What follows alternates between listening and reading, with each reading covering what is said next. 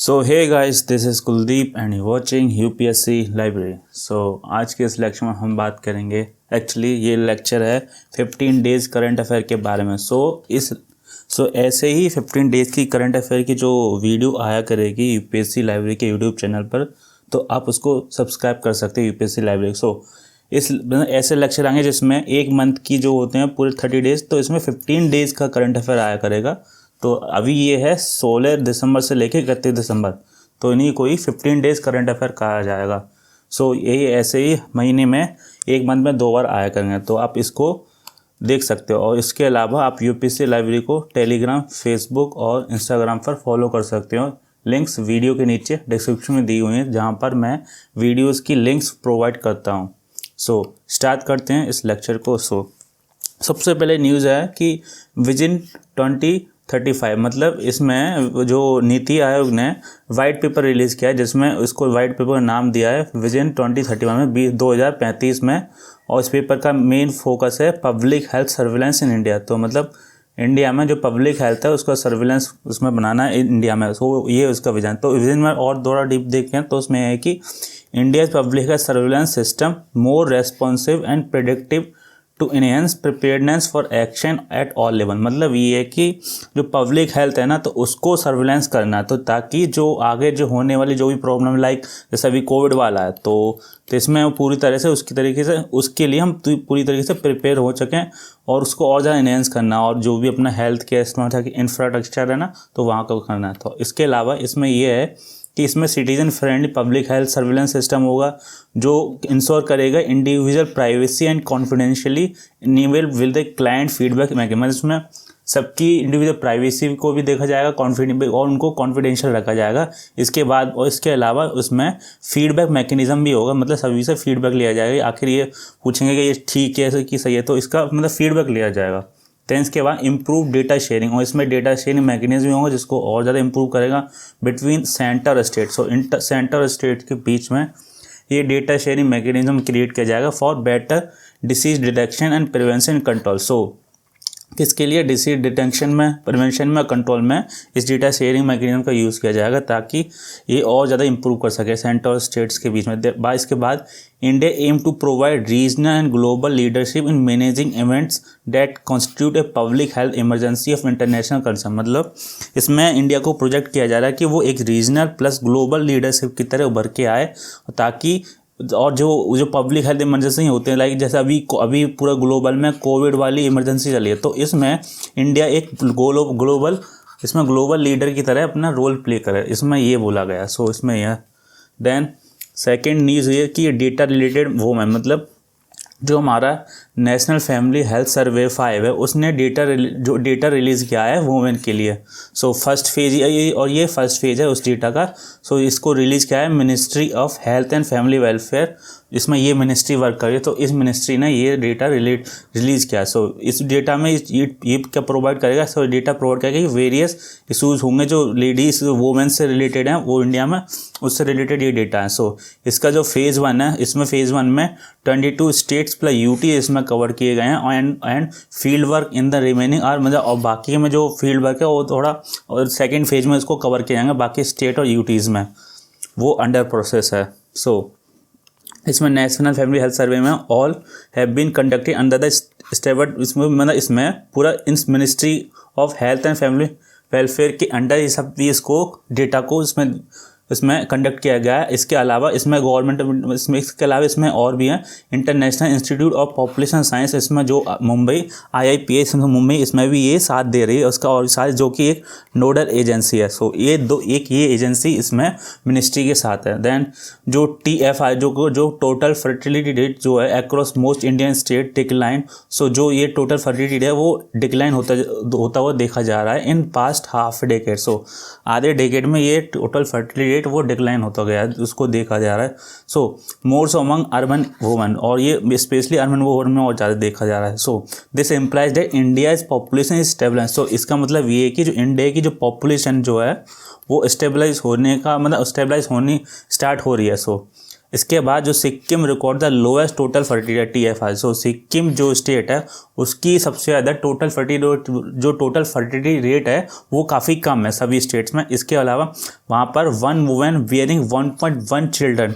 सो जब डेटा को जब कैलकुलेट करते हैं तो वहाँ पे जो डेटा आया है तो 1.1 आया है सिक्किम का, तो इस चीज़ को याद रखना है ये डेटा डायरेक्टली पूछा जा सकता है। इसके बाद Bihar recorded the highest TFR, जो टोटल फर्टिलिटी रेट है उसमें बिहार का सबसे ज़्यादा है, वो आ रहा है 3 चिल्ड्रन पर वन, मतलब वहाँ पर एक वोमन है 3 चिल्ड्रन आ रहे हैं। सो ये एवरेज निकाला, बाकी और ग्राउंड रियलिटी देखा जाए तो एक वोमन पर काफ़ी ज़्यादा चिल्ड्रन होते हैं। सो ये एवरेज निकाला गया है बिहार का। सो टोटल फर्टिलिटी मतलब वहाँ पर जो एक वोमन कितने बच्चे मतलब अब कितने बच्चों को जन्म दे रही है तो उसको टोटल फर्टिलिटी रेट बोला गया। सो इसके बाद टोटल फर्टिलिटी इसमें दे रहा है कि average number of children expected to be born to a woman. So ये है, अगर और वैसी ऑफिशियल डेफिनेशन इसमें देखा जाए तो उसमें डेफिनेशन दी गई कि average number of children expected to a born to a woman, एक वुमन से कितने चिल्ड्रन एक्सपेक्टेड हैं। सो सिक्किम में 1.1 है, वहीं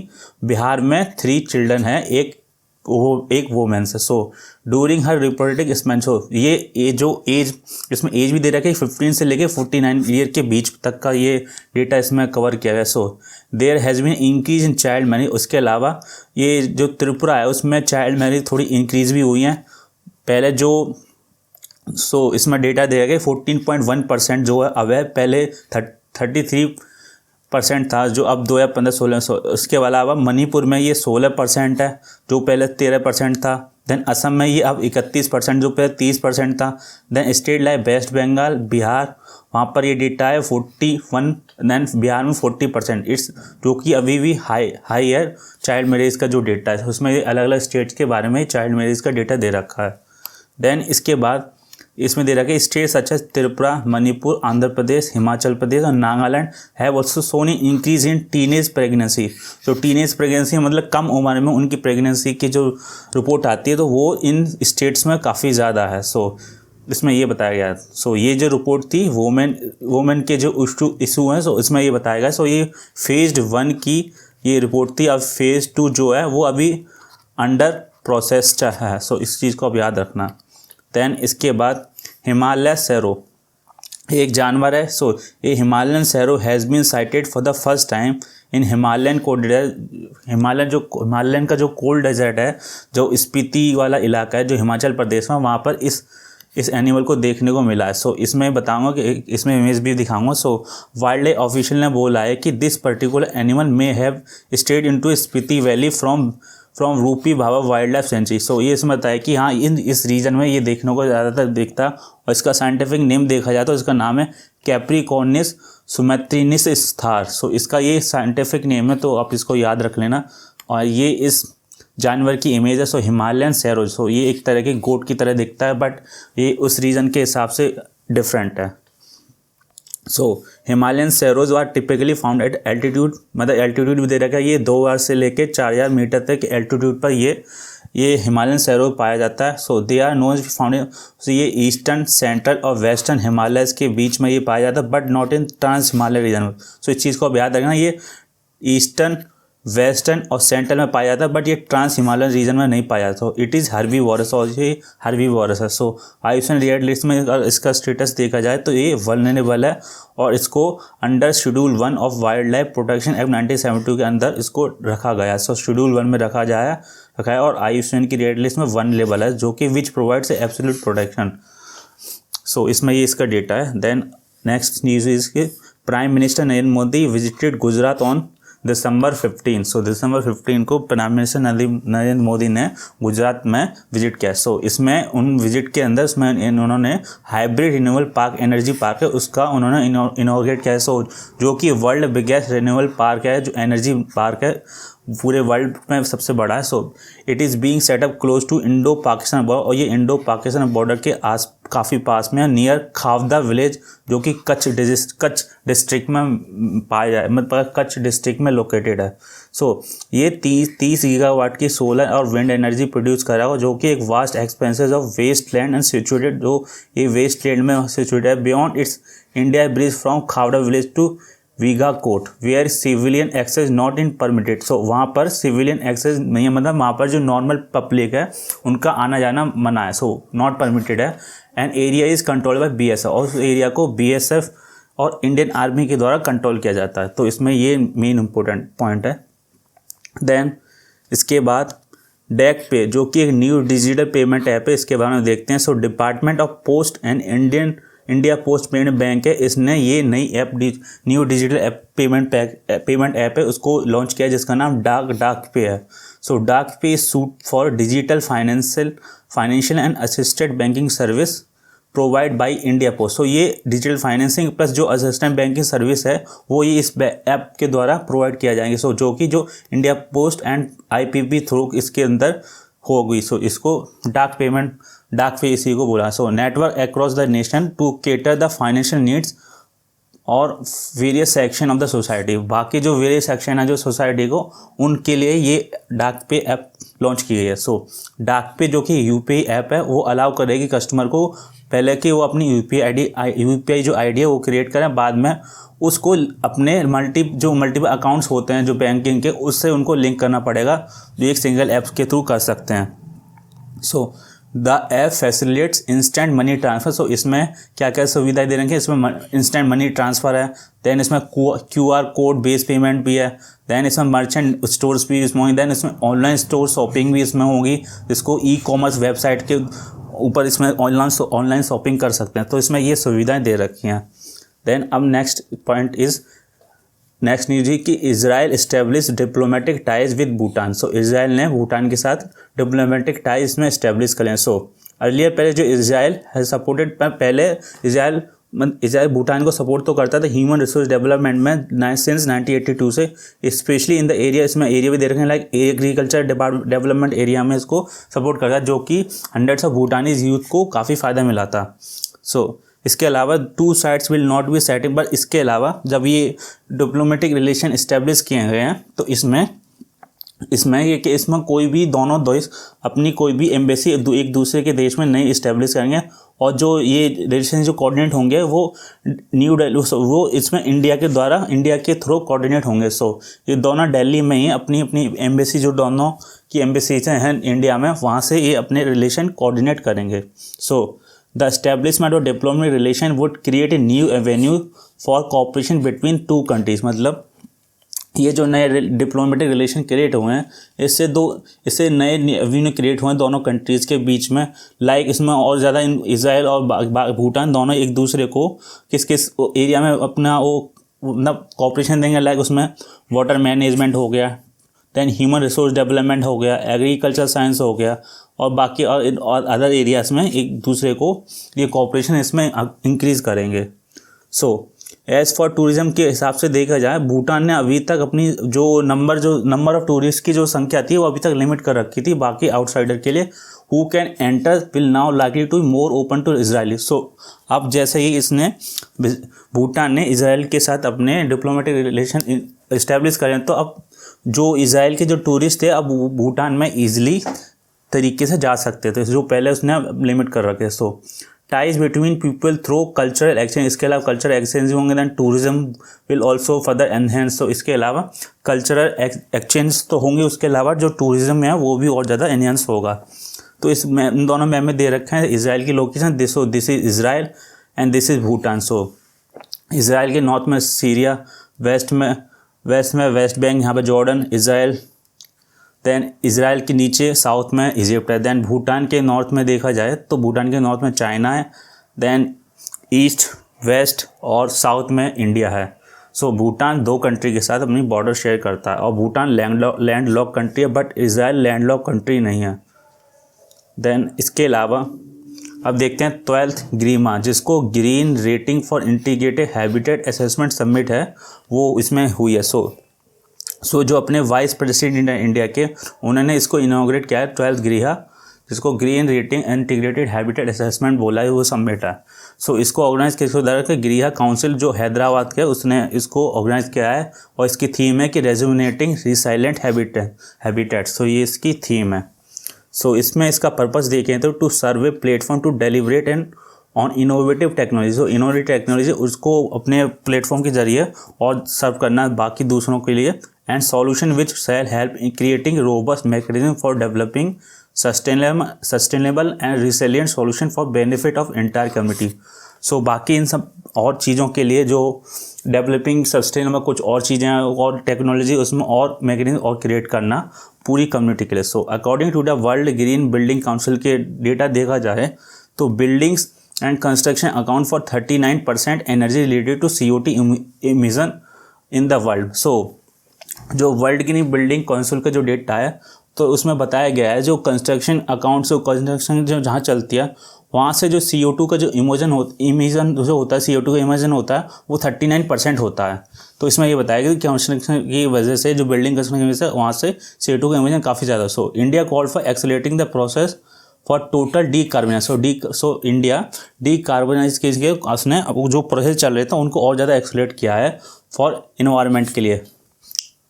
देन इसके बाद इसमें और है कि it was also open that roof cooling should be area of priority. उसमें बताया जो समिट में बोला है कि जो रूफ कूलिंग जो रूफ कूलिंग है वो उनकी प्रायोरिटी है।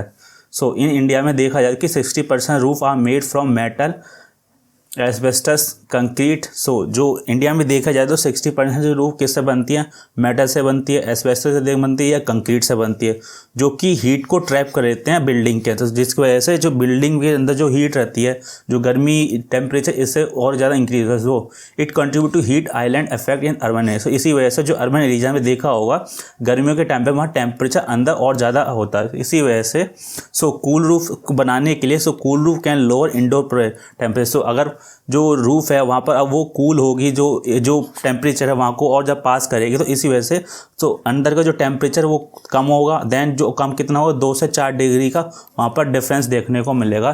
सो compare to the traditional roof की अगर कंपेयर किया जाए तो इसमें ये बताया गया है। देन इसके बाद USA impose sanction on Turkey. So USA ने टर्की के ऊपर सैंक्शन लगाए हैं किसके लिए वैसे S-400 के प्रोक्योरमेंट की वजह से। So, United States imposed sanction on Turkey on Monday over its acquisition of Russia S-400। मतलब उसने टर्की ने रशिया से S-400 का जो डिफेंस सिस्टम है वो प्रोक्योरमेंट करने की वजह से USA ने टर्की के ऊपर सैंक्शन लगाया। सो S-400 के बारे में देखें तो वो एक surface to air missile system है जो कि रशिया ने डेवलप किया है। So it is the most danger operationally deployed modern long range system है जो कि वर्ल्ड में मतलब सबसे अभी हाईटेक और एडवांस सिस्टम है अभी तक, जो कि कंसिडर किया जाए तो US का, अगर US के थर्ड सिस्टम से कंपेयर करें तो US का थर्ड सिस्टम इसके सामने थोड़ा लोअर परफॉर्मेंस की रहती है।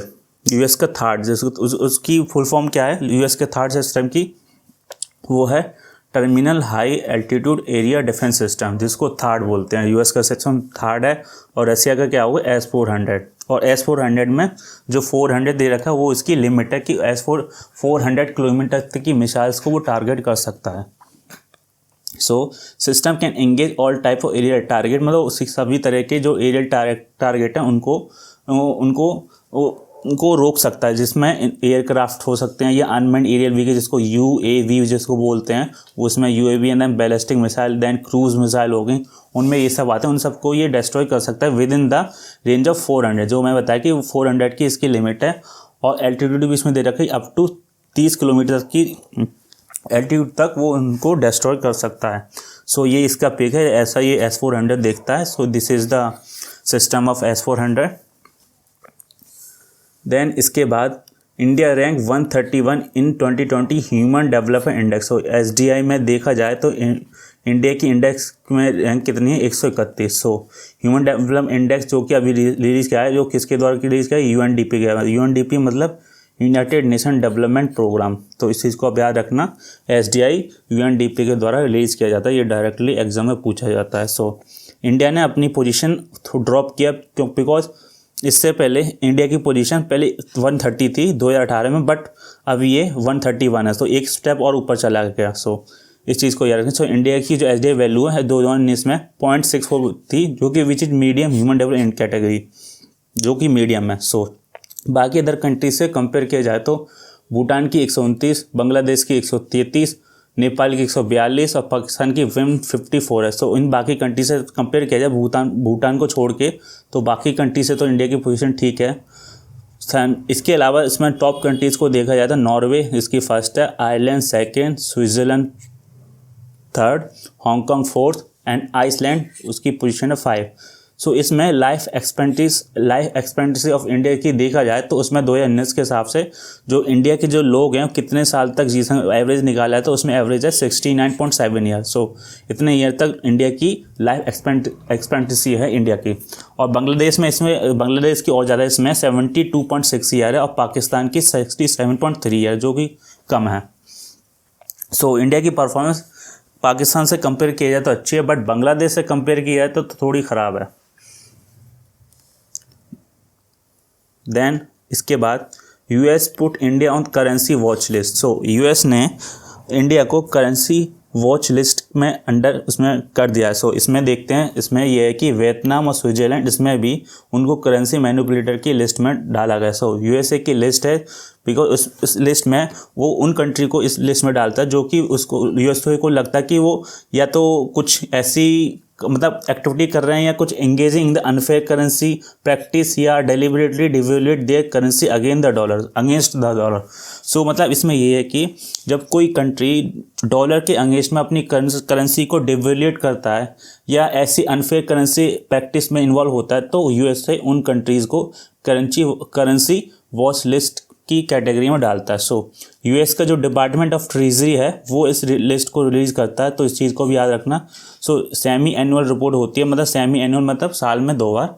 सो where it is had track development in international economies and inspect foreign exchange rate. So ये इंटरनेशनल इकोनॉमीज को ट्रैक करता है, उनको सर्विलेंस करता है और कुछ फॉरेन एक्सचेंज रेट्स हैं उनको भी देखता है। सो इसमें जो lowering the values of its currency provides unfair advantage. So ये यूएसए के हिसाब से जब किसी कंट्री की जो करेंसी है अगर उसकी वैल्यू कुछ ज़्यादा लोअर है तो उस हिसाब से वो एक अनफेयर एडवांटेज होता है। So to that the particularly country over the other. So इसके बाद this is the because devaluation would reduce the cost of export.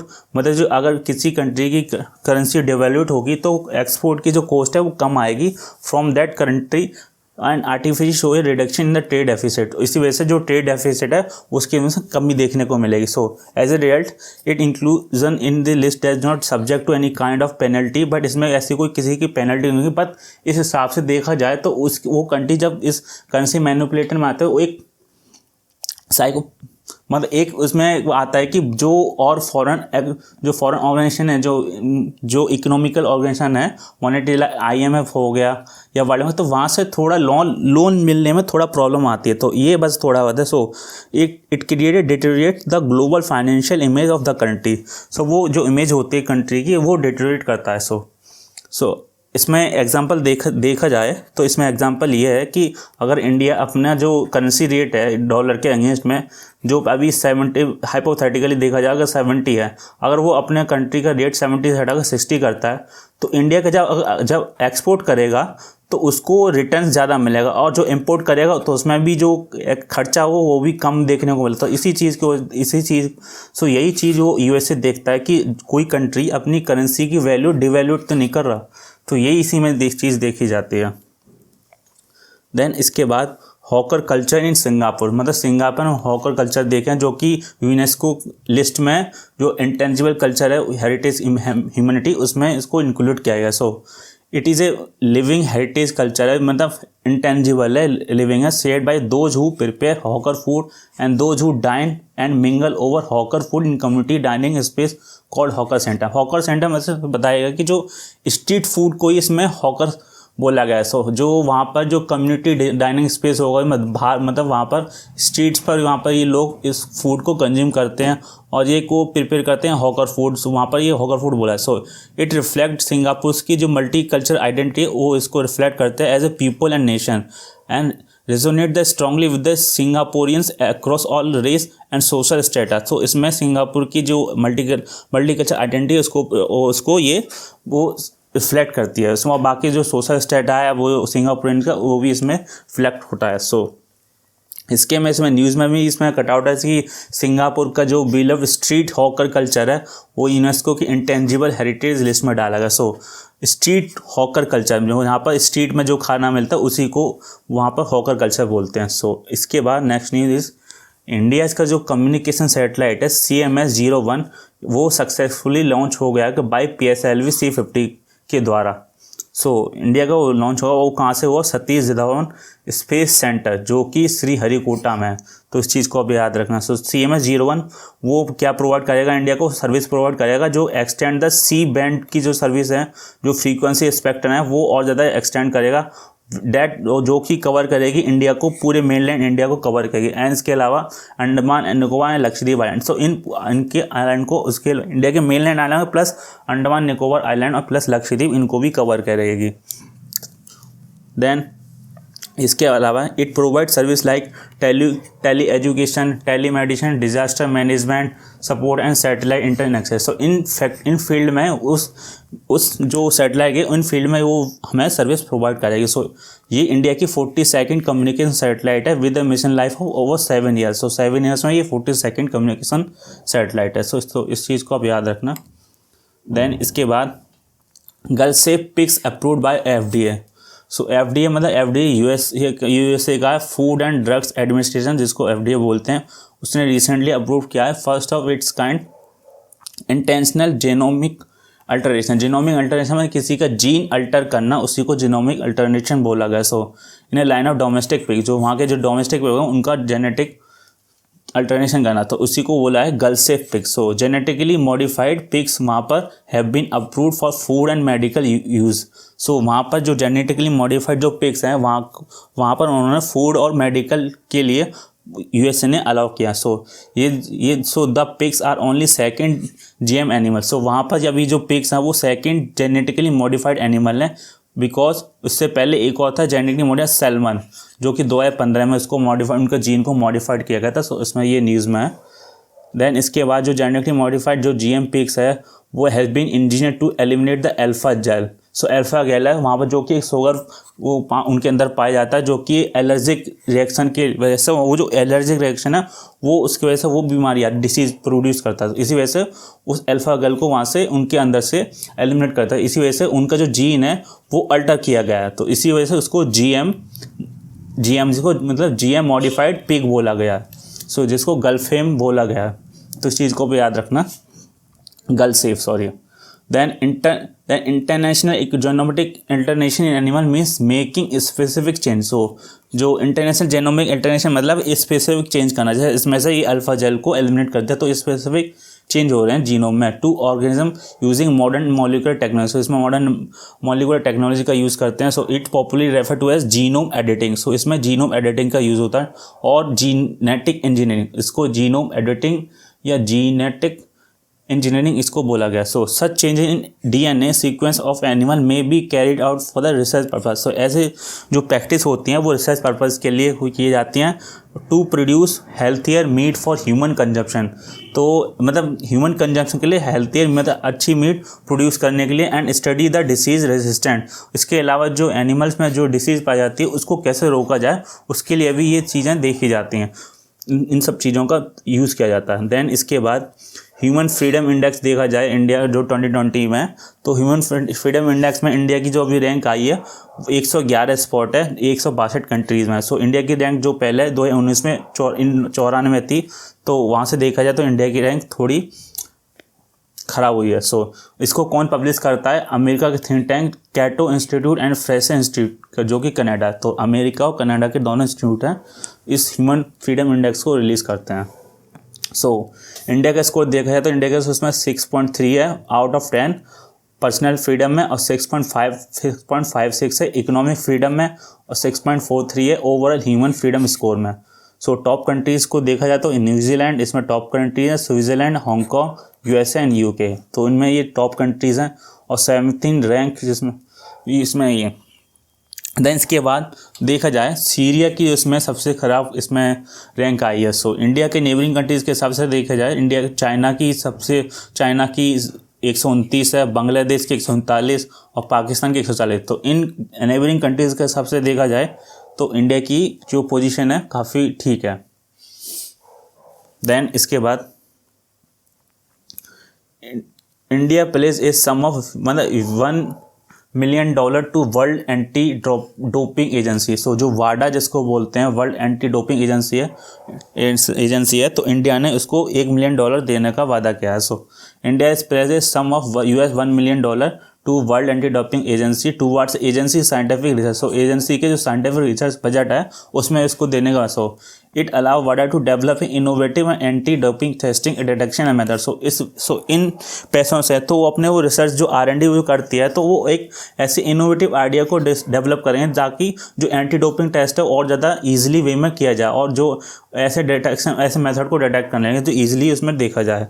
Then इसके बाद वर्ल्ड एंटी डोपिंग एजेंसी के बारे में देखा जाए तो ये एक फाउंडेशन है, इनिशिएट किसके द्वारा इंटरनेशनल ओलंपिक कमेटी के द्वारा इसको इनिशिएट किया गया है, जो कि promote coordinate and monitor the fight against drug in sports. तो स्पोर्ट्स में जो लोग मेडिसिन जो ड्रग्स लेते हैं अपनी इफिशिएंसी और इंक्रीज करने के लिए, तो वो इस चीज़ को रोकती है। तो ये वर्ल्ड एंटी डोपिंग एजेंसी का ये काम है। दैन द एजेंसी की एक्टिविटीज़ इंक्लूड मॉनिटरिंग। सो एजेंसी का क्या काम करती है, वो मॉनिटर करती है वर्ल्ड एंटी डोपिंग कोड मतलब ऐसे वो जो वर्ल्ड एंटी डोपिंग कोड है वो इसको प्रोवाइड करती है, जिसमें are enforce by the UNESCO international convention against doping in sports. So जो कि यूनेस्को जो इंटरनेशनल कन्वेंशन है जो अगेंस्ट डोपिंग के, वो उसमें जो प्रोवाइड किया है उसके द्वारा। सो इसका जो हेडक्वार्टर देखा जाए तो कनाडा के मॉन्ट्रियल में है और इसको इस्टेब्लिश कब किया था, 1999 में। तो इस चीज़ को भी याद रखना।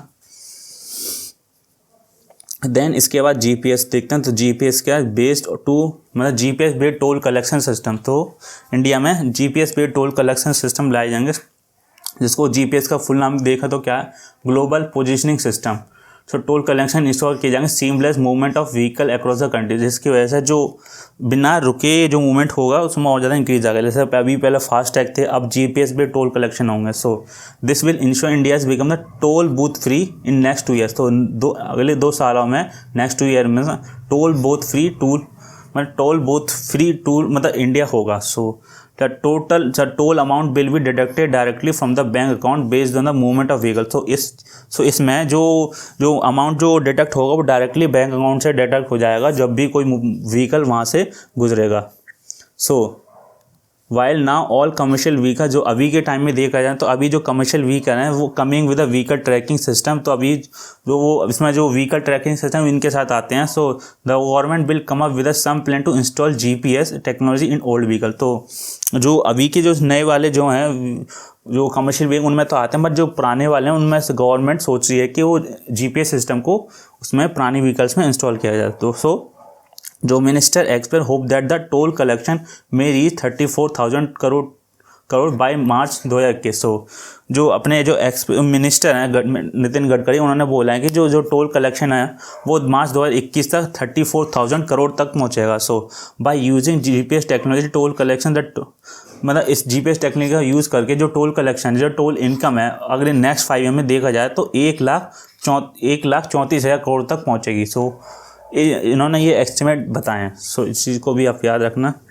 देन इसके बाद winter session of parliament cancel of this year due to कोविड-19। सो पार्लियामेंट का जो विंटर सेशन है उसको कैंसिल किया गया, किसकी वजह से, कोविड-19। सो ड्यू टू कोविड-19 winter session of parliament has been cancelled. और जो इसमें जो बजट सेशन था अब वो होगा कब, जनवरी 2021 में।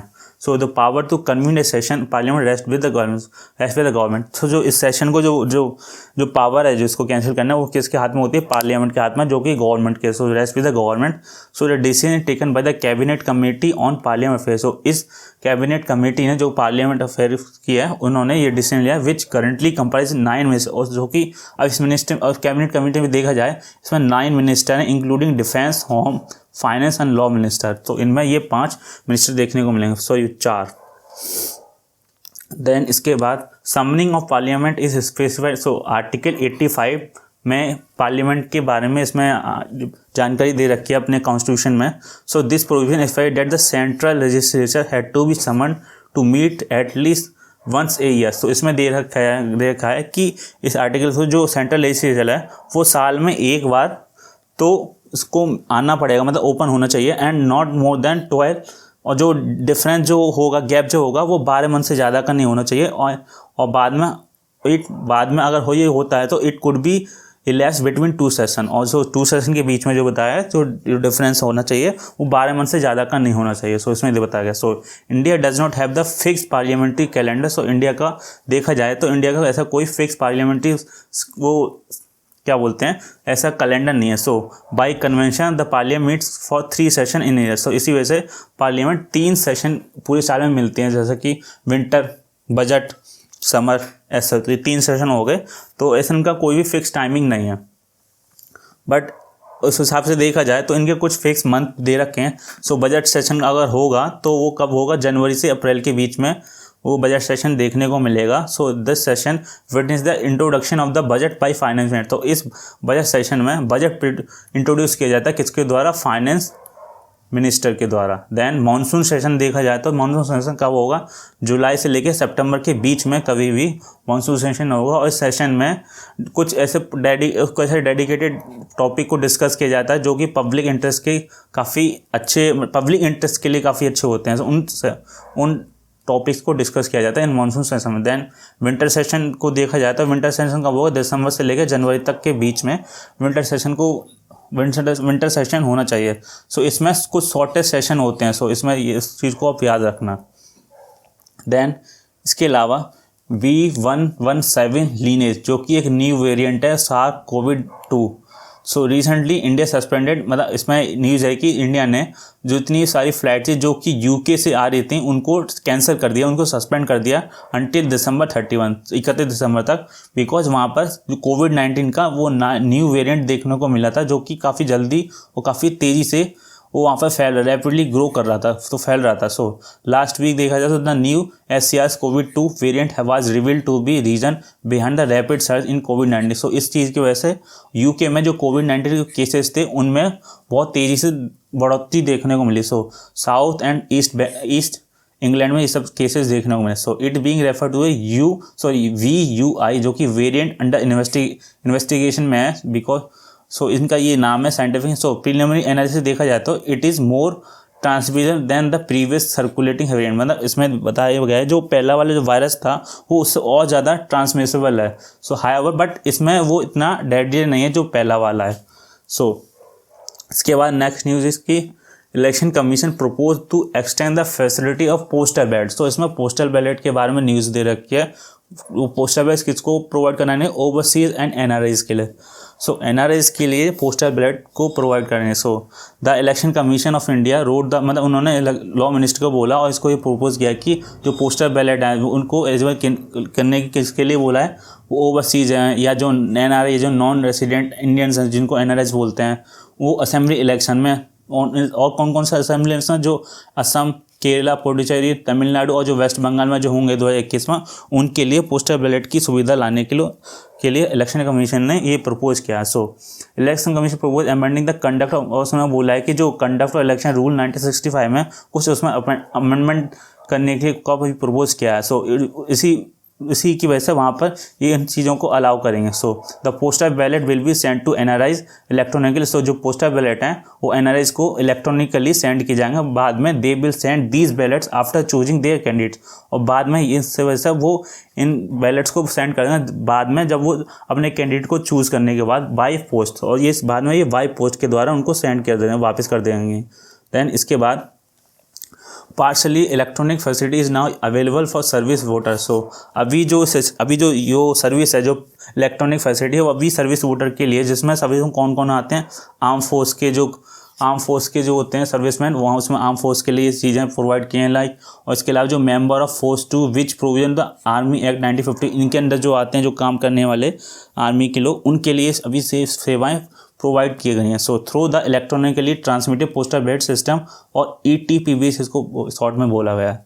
तो इस चीज़ को भी याद रखना कि अभी फ़िलहाल में किन लोगों के लिए ये सुविधा जो सर्विस है प्रोवाइड की जाती है। सो प्रायर टू 2020 में देखा जाए, Indian citizen who eligible for voter and were residing abroad for more than 6 months owing to employment education otherwise would not have been able to vote in election. So इसमें ये दे रखा है कि जो Indian citizen जो है, जो voter के लिए अभी एलिजिबल है, बट बाद में वो किसी कारणवश लाइक एम्प्लॉयमेंट के लिए, एजुकेशन के लिए वो इंडिया से बाहर रहता है उससे, और वो भी कितने टाइम, वो 6 महीने से ज़्यादा, तो उसका जो वोटिंग का जो राइट्स है वो उसको नहीं मिलेगा, तो वो सस्पेंड कर दिया जाएगा। तो इसमें ये बताया, तो इसी वजह से ये पोस्टल बैलेट वाली न्यूज़ में आई है, तो इस चीज़ को भी आप याद रखना। देन इसमें है कि India Bangladesh virtual summit. So India Bangladesh की जो वर्चुअल समिट अभी इसमें हाल फिलहाल में हुई है, सो इसमें अपने जो इंडिया के प्राइम मिनिस्टर हैं प्लस जो बांग्लादेश के प्राइम मिनिस्टर हैं, उन्होंने इन दोनों के बीच में वर्चुअल समिट हुई है। So two side jointly inaugurate the Bangabandhu Bapu digital exhibition. तो इन दोनों ने जॉइंटली ये एग्जीबिशन को इनॉग्रेट किया। So they jointly inaugurate the railway link. So इसके अलावा रेलवे लिंक भी इनॉग्रेट किया, जिसके बीच में हल्दीबाड़ी जो कि इंडिया में और चिलहटी जो कि बांग्लादेश में है। सो इस समिट में द्वारा ये चीज़ भी इसमें इनॉग्रेट करने को देखने को मिलेगी। सो हल्दीबाड़ी जो कि चिलहटी रूट, जो हल्दीबाड़ी और जो चिलहटी रूट है, will be fine beneficial for the transition into Bangladesh from Assam to West Bengal. मतलब ये रूट है वो काफ़ी बेनिफिशियल होगा बांग्लादेश के लिए, बांग्लादेश जो कि असम और वेस्ट बंगाल से अगर कोई जाएगा तो, और ट्रेड के लिए और काफ़ी ज़्यादा इम्पोर्टेंट होगा।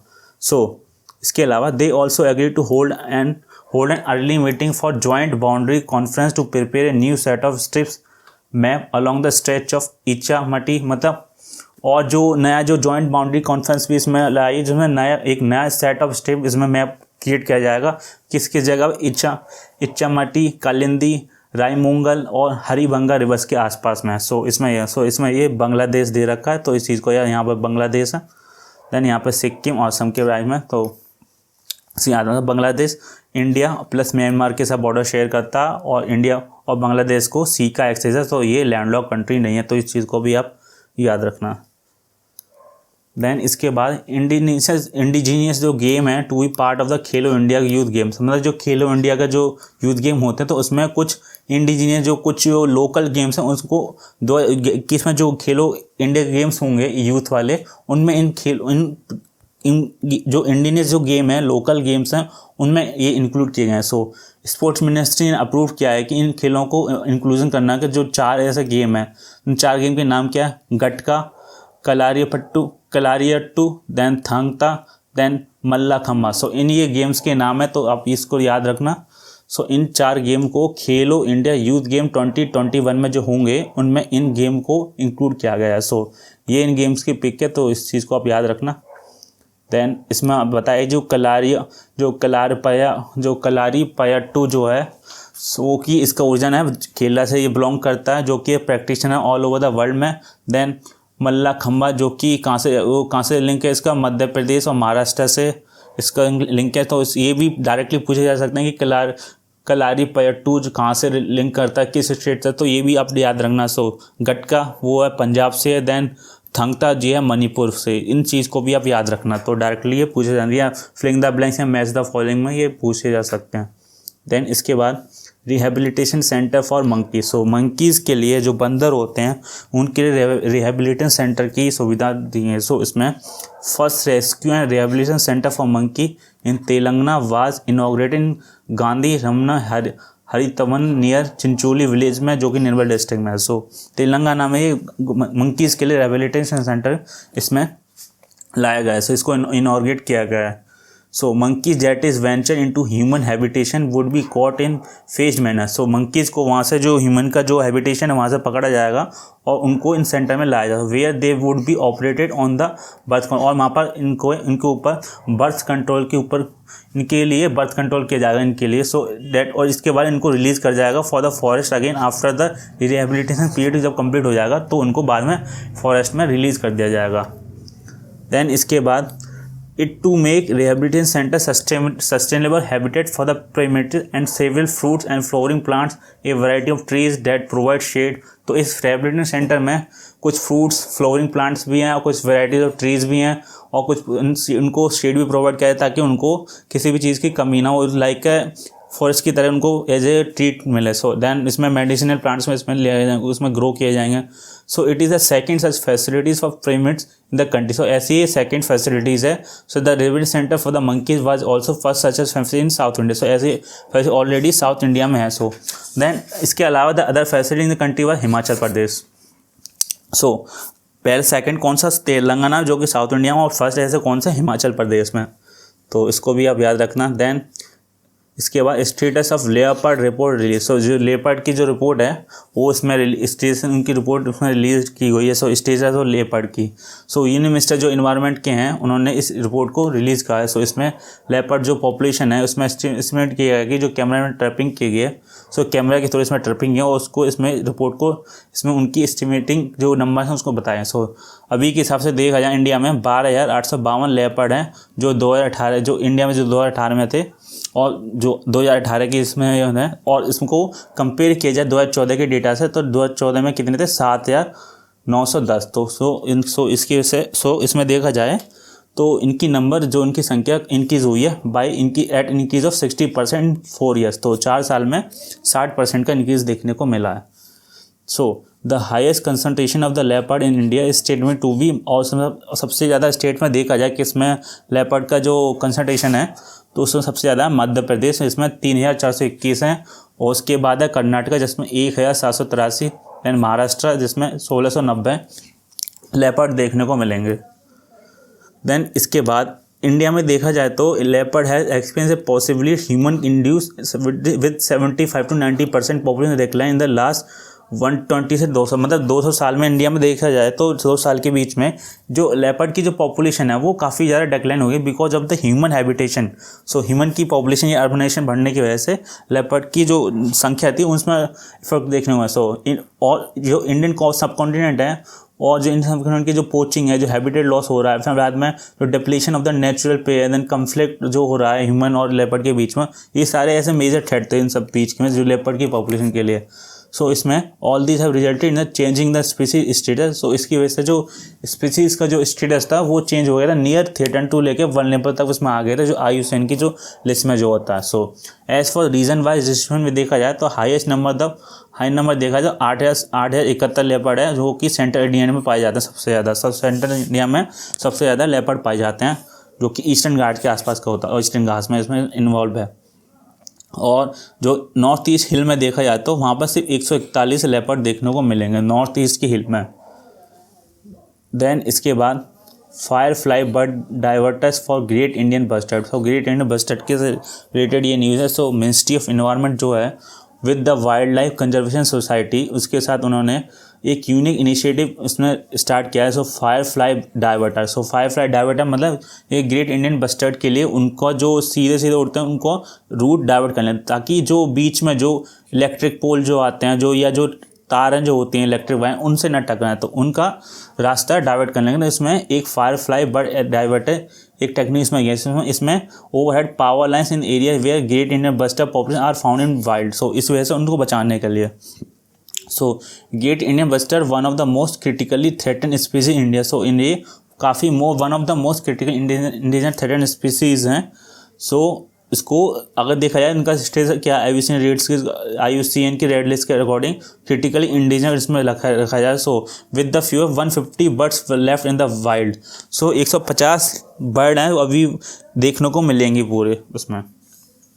सो 2019 की रिपोर्ट के हिसाब से देखा जाए इन्वायरमेंट मिनिस्ट्री की हिसाब से जो पावर लाइन्स हैं स्पेशली जो हाई वोल्टेज ट्रांसमिशन लाइन्स हैं विद मल्टीपल ओवरहेड वायर्स हैं are the most important current threat for great Indian bustard. So जो ये जो पिक है इसमें ग्रेट इंडियन बस्टर्ड देखने को मिला है, तो इनके लिए अभी सबसे ज़्यादा मोस्ट इंपॉर्टेंट थ्रेट जो है वो पावर लाइन्स हैं और उसमें जो हाई वोल्टेज वाले तो इनसे वो टकरा जाते हैं, इसकी वजह से इनकी उनको चोट मिलती है या उनकी मौत हो जाती है। सो ये ग्रेट इंडियन बस्टर्ड है वो थार रीजन में या पाए जाते हैं मोस्टली। सो इस कॉजिंग सस्टेनली हाई मोर्टेलिटी रेट, इसी वजह से इनकी जो हाई मोर्टेलिटी रेट थी वो काफ़ी ज़्यादा थी about the 15% of their population. So 15% of their population के हिसाब से इनकी हाई मोर्टेलिटी रेट था। दैन इसके बाद देखें तो WHO के 2019 का ग्लोबल हेल्थ एस्टीमेट देखा जाए, उन्होंने इसकी रिलीज़ किया है। तो इसमें उसके अकॉर्डिंग, रिपोर्ट के अकॉर्डिंग देखा जाए तो जो नॉन कम्युनिकेबल डिसीज़ हैं in now make up to 7 of the world top 10 diseases. So world की सब जो टॉप 10 डिसीज़ में देखा जाए तो उन टॉप 10 में 7 तो कौन सी नॉन कम्युनिकेबल डिसीज़ हैं। So and increase of 4 of the 10 leading cause, जो कि 2000 के हिसाब से जो पहले 4 था नंबर, अब वो कितना हो गया 7। तो इस चीज़ को भी याद रखना। So new data cover the period of 2019 से लेकर 2019 तक का इसमें डेटा या इतना टाइम पीरियड इसमें कवर किया है। सो हार्ट डिसीज़ जो कि it has remain the leading cause of death at the global level of the at least 20 years. So जो हार्ट डिसीज़ है उसमें काफ़ी अभी तक ये इसको लीडिंग कॉज माना गया है डेथ रेट में ग्लोबल में लास्ट 20 ईयर्स। इसके बाद it now represent 16% of total death from the all cause. So जो बाकी ऑल कॉज में देखा है तो इसका जो रिप्रेजेंटेशन कितना है 16% है। Then the number of death from the heart disease increase by more than 2 million since 2000 to 9 million in 2009। So इनका जो रेट जो उनकी नंबर संख्या जो 2 मिलियन जो था 2000 में, अब कितना है 9 मिलियन है 2019। 9 मिलियन मतलब 1 मिलियन में 10 लाख होते हैं, तो 9 मिलियन 90 लाख। सो 2019 के हिसाब से 90 लाख के ऐसे केसेस हार्ट डिसीज़ के केसेस देखने को मिलेंगे, और जो डेथ है वो भी इसमें देखने को मिलेंगे। इसके बाद डायबिटीज़ और डायमेंटिया, इसमें उसको उनको भी इंक्लूड किया है, जो कि वर्ल्ड की टॉप 10 डिसीज़ में आते हैं जिनकी वजह से डेथ हो जाती है। इसके बाद HIV एड्स को, जो कि इसने ड्रॉप किया है अपना position from the 8th in the leading cause of death, अब जो कि 19th है इनकी पोजीशन 2019 में, जो कि ठीक है। और ट्यूबरक्लोसिस को इसके बाद देखा है also no longer in global top 10। So global में टॉप 10 में देखा जाए अब वो ट्यूबरक्लोसिस नहीं आता। सो कि पहले जो 7th प्लेस था इसका 2000 में, अब कितना 13 प्लेस है 2019 में। सो अब ये टॉप 10 में नहीं आता। So with a 30% reduction in global. So अभी इसमें जो रिडक्शन कितना आया टीवी वाले में 30% इसमें गिरावट देखने को मिली है। सो 2019 के हिसाब देखा जाए people were living more than 6 year longer than 2000। सो अभी के 2019 में देखा जाए तो 2000 से कंपेयर किया जाए 2019 में जो पीपल हैं वो 6 साल और ज़्यादा जी रहे हैं, मतलब उनकी लाइफ 6 साल और इंक्रीज हो गई है। So with the global average of more than 73 years in 2019, जो कि कंपेयर किया जाए 2000 से 67 था। सो ये 9 साल इसमें इंक्रीज हुआ है एवरेज लिविंग ईयर में। So there has been global decline in death. So इसी वजह से जो डेथ है उसमें ग्लोबल डेक्लाइन देखने को मिला फ्रॉम कम्युनिकेबल डिसीज़ में। सो कम्युनिकेबल डिसीज़ में बताया विच वे however still remain a major challenge, because अभी भी ये मेजर चैलेंज है, बिकॉज जो नंबर है वो अभी काफ़ी ज़्यादा है। देन इसके बाद medium range surface to air missile MRSAM वो लॉन्च किया। सो DRDO जो उसने रिसेंटली अभी अचीव किया है major milestone with the maiden launch of medium range surface to air missile, जिसको MRSAM बोला है। So army version from integrated test range, जो कि कहाँ हुआ Chandipur off coast of Odisha. So Odisha के चांदीपुर में आइलैंड पर इसमें टेस्ट किया गया। So the missile completely destroyed a high speed unmanned aerial target. तो इस मिसाइल में जो अनमैन्ड एरियल टारगेट है उसमें हाई स्पीड की वजह से इसमें टारगेट को डिस्ट्रॉय किया गया, which was mimicking an aircraft with A direct hit. तो ये डायरेक्ट हिट था एयरक्राफ्ट के साथ। सो आर्मी वर्जन में इसमें MRSAM में देखा जाए surface to air missile develop की गई है DRDO के द्वारा, और इंडिया और IA जो कि Israel for use for Indian army. So ये इजराइल के लिए for use the Indian army. So Israel का भी इसमें वर्जन है। सो MRSAM देखा जाए तो आर्मी वेपन है system comprise of command post of multi functional radar and mobile launcher system इसमें इंक्लूडेड है। तो इस चीज़ को आप याद रखना। और ये इसकी देखे तो ये ऐसा देखने को मिलेगा। देन इसके बाद India and world bank sign a $500 million project, किसके लिए? ग्रीन नेशनल हाईवे कॉरिडोर के। So green national highway program मतलब जो हाईवे बनते हैं तो उनके बराबर में जो ग्रीनरी होती है तो उसके लिए ग्रीन नेशनल हाईवे बनाए जा रहे हैं और ऐसे कॉरिडोर बनाए जाते हैं। सो ऐसे कॉरिडोर कहाँ बनेंगे? राजस्थान, हिमाचल प्रदेश, उत्तर प्रदेश और आंध्र प्रदेश के हाईवेज़ पर ये प्रोजेक्ट, ये एक ऐसे कॉरिडोर देखने को मिलेंगे। सो इंडियन गवर्नमेंट ने वर्ल्ड बैंक के साथ $500 मिलियन तक का ये प्रोजेक्ट स्टार्ट किया है, जो कि करेगा, क्या बनेगा? Build a safe and green national highway corridor बनाए जाएंगे राजस्थान, हिमाचल प्रदेश, उत्तर प्रदेश और आंध्र प्रदेश में। So the green national highway corridor project will support the road transport and highway ministry to construct 783 kilometre of highways in various geographies by inter. So इसमें 783 kilometre तक highways में construct किए जाएंगे ऐसे ग्रीन कॉरिडोर। सो कि जो कि एक उसमें बाई ऐसे इसमें कौन सी टेक्नोलॉजी होंगी, इसमें integrated safe and green technology इसमें डिजाइन किए जाएंगे for such as local and जो लोकल एंड मार्जिनल मटेरियल्स में यूज करें like industries by product and other by engineering और सोल्यूशन। सो इनमें ये सब टेक्नोलॉजी का यूज़ किया जाएगा ताकि जो ग्रीन नेशनल हाईवे कॉरिडोर है वो इसमें डेवलप किया जाए, जिसकी वजह से जो इसमें जो एमिशन आता है वो कम आए। So the project will have reduce green house gas emission. So green house gas का जो एमिशन होगा वो काफ़ी और इस वजह से और कम आएगा। So in the construction and the maintenance of highway, so इस वजह से ये ग्रीन हाउस गैस का एमिशन कम होगा। Then the project will also enhance the capacity of the ministry of road. So इस प्रोजेक्ट की वजह से इससे जो कैपेसिटी जो है मिनिस्ट्री ऑफ रोड की वो और ज़्यादा एनहेंस होगी, बिकॉज इसकी वजह से जो ग्रीन हाउस गैस का एमिशन वो और कम होगा और इससे कैपेसिटी भी और ज़्यादा एनहेंस होगी for the transport and highway and main stream safety and green technology. So green technology का यूज़ करके और ज़्यादा कैपेसिटी और इंक्रीज होगा। दैन जो 500 मिलियन का जो डॉलर का जो लोन है वो international bank of reconstruction development के द्वारा as a maturity of 18.5 years की जो ग्रेस पीरियड से के हिसाब से मिल रहा है। सो 18.5 ईयर्स का ग्रेस पीरियड जिसमें 5 साल का और पीरियड इसमें ऐड है। सो इसी और जो इंटरनेशनल बैंक ऑफ रिकंस्ट्रक्शन और डेवलपमेंट है ये IBRD इसी को ही वर्ल्ड बैंक बोलते हैं। सो इस चीज़ को भी याद रखना, ऐसा इसमें कोई अलग दूसरी फाइनेंशियल ऑर्गेनाइजेशन नहीं है। देन इसके बाद शाहीन 9, ये चाइनाज डिफेंस शाहीन 9 एक्सरसाइज, मतलब ये एक्सरसाइज है चाइना और पाकिस्तान के बीच में, तो इस चीज़ को याद रखना। शाहीन 9 ये air force as a routine arrangement which expert believe is reflective of larger strategic posture towards India. मतलब ये एक्सरसाइज जो चाइना और पाकिस्तान के बीच में हुई थी उसको एज ए इंडिया के टुवर्ड्स में इंडिया के कंसेप्ट में देखा जा रहा है। एयरफोर्स में एक्सरसाइज जो थी सो ये कहाँ हुई थी, पाकिस्तान के सदर्न रीजन में, सदर्न मतलब सिंधु के जो सिंध प्रोविंस है वहाँ के सदर्न रीजन में, वो भी इंडियन बॉर्डर के आसपास में, तो इस चीज़ को भी याद रखना। So India recently host the Malabar. So India ने भी जो मालाबार एक्सरसाइज जो थी 2020 वो नवल एक्सरसाइज थी US, जापान और ऑस्ट्रेलिया के साथ हुई है, जो कि which were term as a Chinese state media उसको किसकी तरह करते हैं, as a ill intentional attempt किया जाएगा चाइना को कॉर्नर करने के लिए, ऐसा चाइनीज़ की स्टेट मीडिया बोल रही है। जो मालाबार एक्सरसाइज 22 जो हुई थी जो कि नवल एक्सरसाइज तो किन के बीच में हुई है, वो US, जापान और ऑस्ट्रेलिया के बीच में हुई थी। देन इसके बाद PM to launch Ayushman Bharat PM Jay Sehat to extend coverage to all resident of JNK। So ये स्पेशली JNK के लिए, जिनको JNK जो ऑल रेसिडेंट है उनको लिए और इसको और एक्सटेंड कवरेज देने के लिए। सो प्राइम मिनिस्टर को ये है to all union territories of Jammu Kashmir.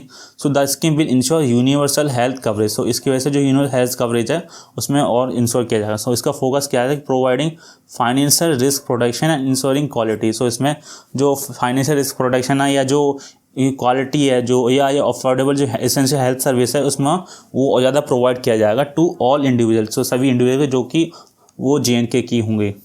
So the scheme also provide free of cost insurance cover. So इसमें free of cost insurance cover भी प्रोवाइड किया जाएगा अप टू कितना 5 लाख तक पर फैमिली के लिए, floater basis to all residents. So जो भी रेजिडेंट होंगे JNK के उनके लिए। So it provide a operational extension of Pradhanmantri जय to 15 lakh approx to additional family. So इसमें और एडिशनल नहीं है जिसमें 15 लाख और ऐड हो जाएंगे। सो the scheme will operate an insurance mode in convergence with the prime minister PMJ। तो इसमें और ज़्यादा इंश्योरेंस मोड में इसमें और ऐड किया गया है एज ए इंश्योरेंस मोड की तरह। So the benefit of the scheme will portable across the country. So ये सारे पोर्टेबल बिकॉज इसमें पूरी कंट्री से इसको एक्सेस किया जा सकता है। देन इसमें देखा जाए आयुष्मान भारत प्रधानमंत्री जन आरोग्य योजना में PMJ के बारे में बार इसमें डिस्कस इसमें लिया गया है, तो इसके बारे में थोड़ा देखते हैं। सो इसको लॉन्च कब किया था, इसको लॉन्च किया गया था प्रोवाइड फ्री एक्सेस। इसकी वजह से इसमें मेन मोटो इसका क्या था कि फ्री एक्सेस, सबको free access to health care. जो जितनी 40% जो पीपल इंडिया को उनको फ्री एक्सेस देना हेल्थ केयर फैसिलिटीज़ का। So people using the programme access their own primary care service. So उनको प्राइमरी सर्विस उनको पूरा प्रोवाइड कराना था इस प्रोग्राम के जरिए। So if anyone needs additional care like ABPMJ provide free secondary health care. So इसमें जो सेकेंडरी हेल्थ सर्विस है उनको भी प्रोवाइड किया जा सकता है, जो कि स्पेशलिस्ट ट्रीटमेंट होता है, लाइक टर्सरी हेल्थ भी इसमें केयर है, जो कि दो रिक्वायरिंग हॉस्पिटलाइजेशन, तो इसमें ये सब चीज़ें भी इसमें इंक्लूड की हैं। So the program is centrally sponsored, जो ये पूरा सेंट्रली स्पॉन्सर्ड है, तो इस चीज़ को भी याद रखना। देन इसके बाद shocker wetland complex become India 42nd Ramsar site. जो शोकर वेटलैंड है वो इंडिया की 42nd रामसर साइट है, तो इस चीज़ को भी याद रखना। सो ये कहाँ पर है, ये लद्दाख में होता है, जो कि 42nd Ramsar site. So it also second one in union territory of Ladakh. So ये सेकेंड है, इससे पहले एक और भी थी। सो शोकर बेसिन जो कि हाई एल्टीट्यूड है, वेटलैंड कॉम्प्लेक्स काफ़ी ज़्यादा हाई एल्टीट्यूड पर इसको देखने को मिलेगा। So it consist of 2 principal water bodies हैं। इसमें 2 वाटर बॉडीज़ हैं, जो कि स्टार स्पोक सो है, देन ये जो कि फ्रेश वाटर लेक है, देन शोकर जो कि एक सेल्फ जो कि खुद है, जो कि एक हाइपर सलाइन लेक है, जो कहाँ पर है, चेंगथांग रीजन में है, जो कि लद्दाख के अंदर मिलेगा। So it called shocker meaning, जो कि इस शोकर मीनिंग का इसमें मीनिंग दे रखा है, जो क्या बोलते हैं, white lake, because of the white salt. So white salt की वजह से इसको वाइट लेक बोला जाएगा, because so margin due to the vaporisation of high saline water. So वहाँ पर जो इवोपरेशन जो होता है, तो वहाँ की वजह से हाईली सैलिन वाटर वहाँ पे मिलेगा, तो इसी वजह से वो सफ़ेद देखने को मिलेगा, तो इसी वजह से उसको वाइट लेक भी बोला गया है। देन इसके बाद FASTag to become mandatory from 2021 तक फास्टैग को मैंडेटरी बनाया गया, बनाया जाएगा। सो अनाउंस किया कि फास्टैग को मैंडेटरी बनाया जाएगा इंडिया में 2021 तक। सो it will be enforce from 1 जनवरी 2021 के बाद ये पूल को इन्फोर्स किया जाएगा। सो फास्टैग जो कि 2016 में इनको लॉन्च किया गया था। सो union ministry of road transport highway इसको नोटिफिकेशन इन्होंने इशूज़ किया था नवंबर में, तो फास्टैग उनको मैंडेटरी किया जाएगा 1 जनवरी 2021 के बाद से इनको मैंडेटरी किया जाए। सो ऑल जो भी जितने भी ओल्ड व्हीकल होंगे या जो भी बेचने वाले जो सेकंड हैंड वाले होंगे, तो उनके ऊपर भी ये चीज़ें लागू किएंगे। So through the amendment of CMVR 1989 के अमेंडमेंट के थ्रू से इनको चीज़ों को फास्टैग वालों को मैंडेटरी किया जाए। So as per the central motor vehicle rules देखा जाए 1980 के हिसाब से, since 1 December 2017 FASTag had been made mandatory for the all registration for new vehicle 4 wheel और व्हीकल और is being supplied by the vehicle manufacturing of their dealer. तो इसके हिसाब से सभी को जो व्हीकल मैन्युफैक्चरिंग है उनको भी सप्लाई करेंगे, और जो registration of for new vehicle वहाँ से भी इनको प्रोवाइड किया जाता है। सो सेंट्रल मोटर व्हीकल रूल्स जिसको CMVR 1989 बोला जाता है, तो इस चीज़ को भी याद रखना। देन इसके बाद ISRO release a public the initial data from Chandrayaan 2। ISRO ने वो डेटा को पब्लिक कर दिया गया, जो चंद्रयान 2 का जो डेटा था। सो इसरो जिसको इंडियन स्पेस रिसर्च ऑर्गेनाइजेशन बोला जाता है, उसने डेटा रिलीज़ किया था चंद्रयान 2 का। सो जो कि इंडिया का सेकंड मून मिशन था, जो कि कब लॉन्च हुआ था, 22 जुलाई 2019 में। सो पब्लिक डेटा को कहाँ से, जो Indian space science data centre जो है, जिसको ISSDC जो कि बेंगलुरु में, वहाँ से इसको वहाँ पर आर्चिव किया है, वहाँ पर इसको रखा गया है। So it prepared the standard globally followed planetary data system. इस जो 4 हैं फॉर्मेट है, वो पब्लिक फॉर्म में पब्लिक के लिए वहाँ से रिलीज़ किया जाएगा। तो यहाँ पर ये डेटा देखने को मिलेगा, जो कि स्टैंडर्ड ग्लोबली उसमें इस चीज़ को फॉलो किया गया प्लेनेटरी डेटा सिस्टम है। So ISS is the nodal centre है of planetary data archive for planetary mission of ISRO. So ISRO के जितने भी प्लेनेटरी मिशन हैं वहाँ पर ये डेटा देखने को मिलेंगे, वो एक नोडल सेंटर है, तो ये चीज़ को भी आप याद रखना। दैन अभी आया तो चंद्रयान 2 के बारे में थोड़ा देख लेते हैं। सो ये first space mission to conduct a soft landing on the moon south polar. So moon का जो साउथ पोलर वाला रीजन है, वहाँ पर सॉफ्ट लैंडिंग के लिए ये मिशन स्टार्ट किया गया, इस पर लॉन्च किया गया था। So first Indian expedition to attempt a soft landing on the lunar surface with home ground technology. So home ground technology मतलब पूरा इंडियन जीनियस था। So it is India first interplanetary mission है, जो interplanetary mission है, जो कि state by the 2 women's. इसमें 2 women थी, उसमें उनका काफ़ी क्रिटिकल मेजर रोल था, जिनका नाम था M वनीता, जो कि प्रोजेक्ट डायरेक्टर थी। देन जो मिशन डायरेक्टर थी वो कौन थी, रितु करिधल। सो ये 2 वुमेन थे जिनका क्रिटिकल रोल, जो एक मेजर रोल था इनमें। दैन इसके बाद first Indian mission to explore the luna terrain जो with home ground technology. So इसमें जो पहला मिशन जो लूनार ट्रेनिंग उसमें देखा जाएगा, जो कि होम ग्राउंड टेक्नोलॉजी से मतलब इंडिजीनियस इसमें बोला गया है। सो लूनार ट्रेनिंग को और ज़्यादा एक्सप्लोर किया है, मतलब जो मून की जो सरफेस है उसको और ज़्यादा एक्सप्लोर किया जाएगा। सो इंडिया जो कि अब 4th कंट्री बन चुका है एव the soft landing on the lunar surface. जो लूनार सरफेस जो सॉफ्ट लैंडिंग किया तो उसकी वजह से इंडिया अब 4th कंट्री है। अब इसमें देखा जाए तो इंडिया, अब नेक्स्ट न्यूज़ है कि India first driverless metro inaugurate. So India की जो ड्राइवरलेस मेट्रो है उसको इनॉग्रेट किया गया है इंडियन के प्राइम मिनिस्टर नरेंद्र मोदी के साथ।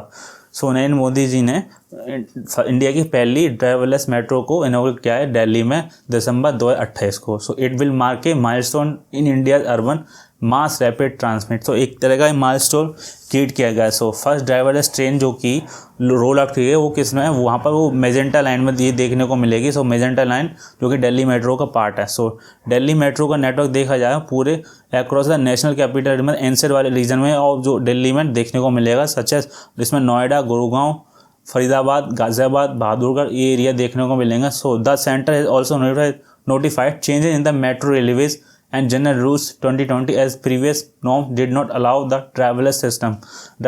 so driverless सर्विस को इंक्लूड करने के लिए सेंटर ने कुछ चेंजेस किए गए थे मेट्रो रेलवे जनरल रूल्स 2020 में। सो इसी चेंजेस की वजह से ये ड्राइवरलेस सर्विस को यहाँ पे अलाउ किया गया है, तो इस चीज़ को भी याद रखना। देन इसके बाद जो ट्रायल ऑफ DMRC के जो ड्राइवरलेस ट्रेन के जो ट्रायल थे वो स्टार्ट हो गए थे दिसंबर 2017 में, where the automation of the new metro trains, जहाँ पर इस चीज़ की ट्रेन के यहाँ पर ट्रायल होने। So that were equipped with unattended train operation, जिसमें अनअटेंडेड ट्रेन ऑपरेशन थे, एंड CBT से इसमें कम्युनिकेशन बेस्ड ट्रेन कंट्रोल थे, मतलब कम्युनिकेशन बेस्ड मतलब किसी एक ऑपरेटर किसी एक कंट्रोल सिस्टम से वहाँ से उसको कंट्रोल किया गया। So signal system were tested. So सब इसमें सारे टेस्टेड हो चुके थे। सो जो ड्राइवरलेस ट्रेन है ऑपरेटर DTU जिसको बोलते हैं will only be applicable for line 7 and line 8 और DMRC जो नेटवर्क इसमें बोला गया है which comes under the phase 3 expansion. So ये थोड़ा टेक्निकल है तो इसको थोड़ा ड्रॉप कर देना। देन इसके बाद these corridors are equipped with advance signal technology. So ये जो कॉरिडोर जो मेजेंटा लाइन का जो कॉरिडोर है तो वहाँ पर एडवांस सिग्नल टेक्नोलॉजी का यूज़ किया गया है which make the transition possible. So इसकी वजह से जो ट्रांजिशन और ज़्यादा ईजियर वे हो जाएगा बिकॉज यहाँ पर ड्राइवरलेस ट्रेन चल रही है। तो सो यहाँ पर एडवांस सिग्नल टेक्नोलॉजी का यूज़ किया गया है। देन इसके बाद 1000 साल पुरानी जो मोनपा हैंडमेड पेपर इंडस्ट्री थी आंध्र प्रदेश में, उसको और ज़्यादा रिलीव करने के लिए और ज़्यादा दोबारा उसको इसमें इस्टेब्लिश किया गया। सो 1000 साल पुरानी जो हेरिटेज आर्ट थी मोनपा हैंडमेड पेपर जो कि अरुणाचल प्रदेश में थी। सो उसको किसके द्वारा इसको और ज़्यादा रिवाइव किया गया है Khadi and village industry commission जिसको KVIC बोला है। So this handmade paper industry is a major source of livelihood for local. So locals के लिए काफ़ी मेजर सोर्स था लाइवलीहुड के लिए। However this handmade paper industry almost disappeared. So ये एकदम ऑलमोस्ट डिसअपीयर्ड हो चुकी थी लास्ट 100 ईयर्स में देखा जाए तो। सो रिसेंटली KVIC जो खादी एंड वस्त्र इंडिया कमीशन जिसमें बोला KVIC ने कमीशन किया था एक Monpa handmade paper making unit, इसको इसने कमीशन किया था जिसमें इसके तवांग रीजन में। सो जो कि इसका एम क्या था इस आर्ट को रिवाइव करना और इसमें जो इंगेज जो थे लोकल यूथ थे उनको और प्रोफेशनल तरीके से ट्रेन करना ताकि वो और ज़्यादा अर्निंग कर। सो मोनपा हैंडमेड पेपर में क्या इसमें जो लोकल ट्रीज होते हैं बार के जो लोकल ट्रीज होते हैं उसमें इनका यूज करता जिनको शुगु सेंग बोला जाता है विच हैज़ मेडिसिनल वैल्यू। सो इसके अलावा इसकी कुछ मेडिसिनल वैल्यूज़ भी होती है तो इस चीज़ को भी याद रखना। सो अब khadi and village industry commission के बारे में देखें तो ये एक स्टैचुरी बॉडी है जिसको अप्रैल 1957 में फॉर्म किया गया था एज पर द RTI के हिसाब से देखा जाए तो। सो अंडर द एक्ट किसके एक्ट के अंडर पार्लियामेंट एक्ट जो khadi and village industry commission act 1956 के अंडर इसको फॉर्म किया गया था, ये इसका एक्ट है। So it is apex organization है अंडर द मिनिस्ट्री, किसके मिनिस्ट्री के अंदर आती है ये ministry of micro small and medium enterprise के ही अंडर आती है। और उसका विजन देखें तो to plan promote and facilitate organize and assist in the establishment of development of khadi और विलेज इंडस्ट्री। जो इतने खादी और विलेज की इंडस्ट्री हैं उनके लिए प्लानिंग करना, उनको प्रमोट करना, उनको और ज़्यादा फैसिलिटेट करना, ये इसका मेन विज़न है। सो जो भी रूरल एरियाज़ में जो भी होते हैं, सो इसके अलावा जो अदर एजेंसी होती हैं जो इसमें इन रूरल डेवलपमेंट में इंगेज होती हैं उनको भी प्रमोट करना, ये इसका विज़न है। सो इसका अगर हेड ऑफिस देखा है तो हेड ऑफिस इसका मुंबई में होगा, बट इसके कुछ 6 जोनल ऑफिस में जो दिल्ली, भोपाल, बेंगलोर, कोलकाता, मुंबई और गुवाहाटी में देखने को मिलेंगे। अब इसके बाद देखें यूएसए का प्लान देखा जाए, न्यूक्लियर रिएक्टर मतलब यूएसए का प्लान है न्यूक्लियर रिएक्टर मून में क्रिएट इस्टेब्लिश करना। सो यूएसए का प्लान है कि वो 2026 के एंड तक एक न्यूक्लियर रिएक्टर मून में इस्टेब्लिश कर लेंगी with a new push for recent White House directive. So ये व्हाइट हाउस का रीसेंट डायरेक्टिव है। सो यूएसए के जो प्रेसिडेंट है उन्होंने इन्हें इशू किया कि national strategy for space nuclear power and propulsion. So इसमें इसके अंडर ये सब डायरेक्शन इसमें दी गई है by white house. So US department of energy उसने किसके कोलैबोरेशन किया है, नासा के साथ कोलैबोरेशन करके it to solicit and industry design the proposal in early 2021। Early 2021 में ऐसे डिजाइन को प्रपोजल किया गया for the same purpose. So the fission जो जिसमें जो फिजन पावर जो सिस्टम इसमें यूज़ की जाएगी एज द न्यूक्लियर रिएक्टर में बोला जाएगा, it will benefit future robotic and human exploration mission. So इसके हिसाब से क्या बेनिफिट होगा, जो फ्यूचर में जो भी रोबोटिक और जो ह्यूमन एक्सप्लोरेशन जो होगी मून पर, उन मिशन के लिए और ज़्यादा बेनिफिट देखने को मिलेगा, उससे और ज़्यादा हेल्प देखने को मिलेगी मून पर एज। और इसके अलावा जो मार्स में भी जो होंगी रोबोटिक और ह्यूमन एक्सप्लोरेशन उसमें भी हेल्प देखने को मिलेगी, ये यूएसए का कहना था। सो जो अवेलेबिलिटी इसमें बोला है, जो availability of safe efficient and readily available power जो की है वो इज़ ए क्रिटिकल है फॉर दिस मिशन के लिए, इस मिशन के लिए वो काफ़ी क्रिटिकल है। सो एंड जो फिजन सरफेस पावर है सिस्टम मीट्स दोज रिक्वायरमेंट, और जो फिजन सरफेस पावर है उन सब जो रिक्वायरमेंट है उनको मीट कर रही है। सो जो the system consist of 4 major sub system. So इसमें जो 4 मेजर सब सिस्टम होंगे जिनको इंक्लूड कर, इसके अलावा इसमें न्यूक्लियर रिएक्टर होगा एज एन, इसके अलावा an electric power conversion unit होगी, then heat rejection array, then power management and distribution sub system, ये सब इसमें इंक्लूड होंगे। So it will design to operate for, इसको 10 साल के लिए 10 साल तक के लिए इसको ऑपरेट करने के लिए इसको डिज़ाइन किया जाएगा। देन इसके अलावा इसको देखते हैं नेशनल कॉमन मोबिलिटी कार्ड जिसको NCMC किया हुआ है, उसको इनॉग्रेट किया गया है हमारे इंडिया के प्राइम मिनिस्टर के द्वारा, जिसको फुली ऑपरेशनल किया जाए नेशनल कम्युनिटी का फॉर द, और ये कहाँ पर इसको इनॉग्रेट किया गया है, airport express line of Delhi metro. So Delhi metro की जो एयरपोर्ट एक्सप्रेस लाइन है वहाँ पर इसको इनॉग्रेट किया हो। This card service was started in Ahmedabad in 2019। So ये जो कार्ड सर्विस थी अहमदाबाद में पहले ही 2019 में इसको वहाँ से स्टार्ट हो चुकी है। So this one card will give integrated access to the commuter. So इसकी वजह से जो कम्यूटर्स हैं उनको इंटीग्रेटेड एक्सेस मिल जाएगा सभी चीज़ के, लाइक ट्रेवल्स, पब्लिक ट्रांसपोर्ट जो यूज़ करते हैं उनके लिए। सो द आइडिया ऑफ जो इसका जो आइडिया था जो NCMC का, वो कहाँ से स्टार्ट, वहाँ कहाँ से मिला था, वो एक कमेटी थी नंदन नीलेकनी कमेटी। सो इस कमेटी का नाम याद रखना, जो कि सेटअप की गई थी रिजर्व बैंक ऑफ इंडिया के द्वारा। तो इस चीज़ को याद रखना, इस कमेटी के द्वारा इस नेशनल कॉमन मोबिलिटी कार्ड की सजेशन देखने को मिली थी।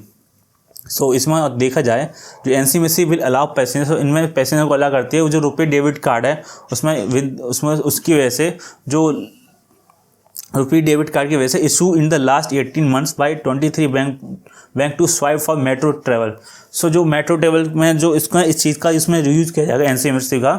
So this facility will become available on the entire Delhi metro network by 2020। सो 2022 तक पूरे दिल्ली मेट्रो नेटवर्क के लिए ये जो फैसिलिटी है पूरी प्रोवाइड की जाएगी। सो इसमें जो रुपये डेबिट कार्ड वाले जो कस्टमर होंगे उनको भी अलाउ किया जाएगा। So this NCMC is a automatic fair collection system है। सो इसको ऑटोमेटिक फेयर कलेक्शन सिस्टम है। So it will turn smartphone into interoperable transport card that commuter can use to pay for metro, bus, suburban railway service। तो यहाँ पर इन जगहों पर इस card का यूज़ किया जाएगा सभी पर, मेट्रो या बसेज या सब अर्बन जो रेलवेज होती हैं सर्विस, वहाँ पर भी इसका यूज़ किया जा सकता है पे करने के लिए।